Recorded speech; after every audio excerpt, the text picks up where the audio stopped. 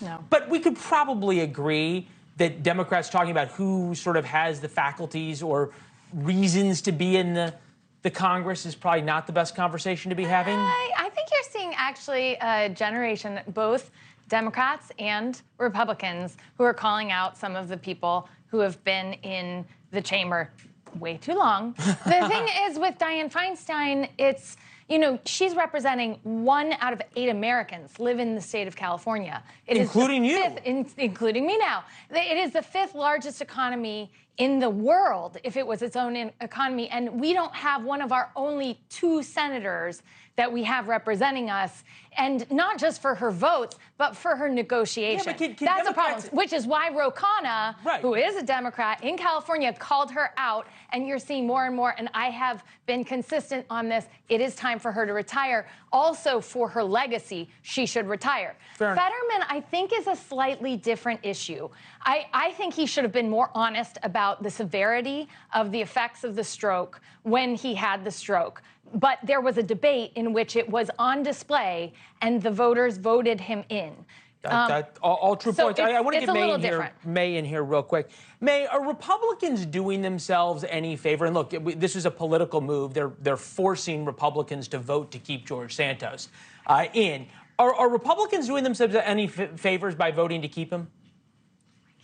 So, I mean, they're going to kick it to the ethics committee, and then the ethics committee is going to do nothing with it because there's a prosecution going on. And I think, like many Republicans, I'm not stupid. I'm not a George Santos fan. But you know who might turn me into one is the Democrats. Like, oh, we really care about ethics. We really care about lying. Well, ethics, how about let's investigate the $10 million that went to the Biden family from foreign sources? Like, lying, I found you a liar. Like, Joe Biden says that he drove an 18-wheeler, that his house burned down to the ground. Like, anything that we're pointing out, maybe we could, look inside the own party. So obviously this is just purely politics. We don't want to talk about the border. We don't want to talk about the debt ceiling. So sure enough, I check MSNBC's website, and it says that George Santos is a threat to our democracy. And that really is the point with bringing this up.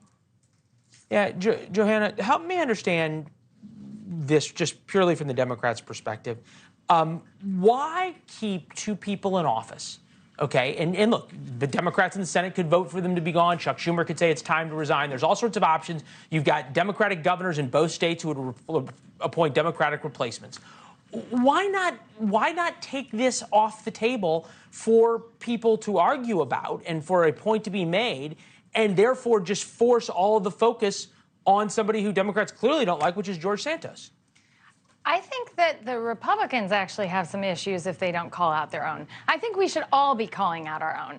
That's the truth. And I intend to do that. As you know, we are doing that on NewsNation regularly. And congratulations on your branded cups now. Oh, thank you. They're lovely. But no, I think we should all call out our own, because when we don't, I think our democracy suffers. So I appreciate the Ro called out Dianne Feinstein. I appreciate when people are calling out their own. And I think we can call out each other, and we'll be stronger as a democracy, and we'll have people at the table who can actually negotiate. But Santos misrepresented what he was telling the American people over and over. If he went back to an election, nobody would elect him. It's not going to look good for the Republicans to continue to stand with him.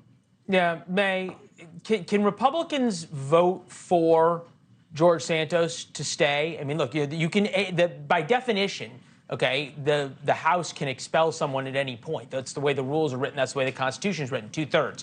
I'm just sort of wondering, what's the argument for keeping him if it's not political? Yeah, I mean, you bring up a good point. It's fine to say let's get rid of Feinstein because she's in California. She's going to be replaced by a Democrat. It's harder on political reasons to say goodbye to George Santos because he's in New York. Yeah. However, I think that there is a precedent, right, where you look at, we don't kick out members of Congress. And if you do, it is after a conviction. So here there's just been an indictment. There hasn't been a conviction. So I think Republicans can reasonably say, hey, I'm not saying that George Santos is a great guy. I'm just saying that the precedent has been wait for a conviction, and we can certainly do that. There's no problem with waiting for that. That's what has happened in history. Thanks for watching. Go to newsnationnow.com to find NewsNation on your television provider. And don't forget to subscribe. Click the red button to get more of NewsNation's fact-driven, unbiased coverage.